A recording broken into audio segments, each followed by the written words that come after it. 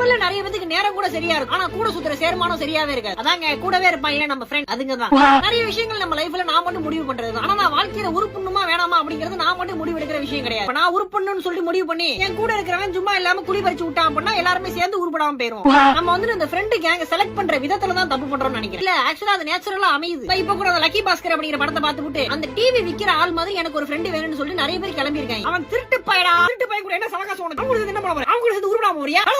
நான் சொல்லல, நம்ம ஆளுங்க இந்த கேங்க செலக்ட் பண்ற விதத்துல தான் தப்பு பண்றாங்க. நல்ல வேளை நம்ம கேங்ஸ் எல்லாம் வந்து கொஞ்சம் டீசெண்டா இருப்பாங்க, என்ன கொஞ்சம் கொஞ்சம் ஆத்தாமான்னு பேசுவாங்க, அவ்வளவுதான். அதுக்கப்புறம் நல்ல வேளை இந்த ரவுடிசம் குரூப் எல்லாம் நான் வந்துட்டு ஃப்ரெண்ட்ஷிப் வச்சுக்கல. அதான் காலேஜுக்குள்ள சுத்திக்கிட்டு இருப்பாங்கல, எங்களை பகச்ச நீ அழிஞ்ச. நல்ல வேளை இவங்க கூட சேர்ந்துக்கிட்டு இப்பயே உருப்படாம தான் இருக்கேன். அவங்க கூட சேர்ந்து அப்படின்னா இன்னும் வேற எங்கேயோ போயிருப்பேன். போலீஸ் ஸ்டேஷன்ல தான் நீ பாத்துருக்கணும். நீங்க காலேஜுக்குள்ள நாங்க தான் காலேஜ் பேரை மாத்துறா, என் பேரை வைடா காலேஜுக்கு. ஆனா அந்த ரவுடிசம் பண்ற கேங்குக்கும் என்னோட கேங்குக்கும் ஒரே ஒரு வித்தியாசம் தான். ரவுடிசம் கேங்கு ஒன்னா சேர்ந்து பிரச்சனை பண்ணுவாங்க, எங்க கேங்கு ஒன்னா சேர்ந்ததுனால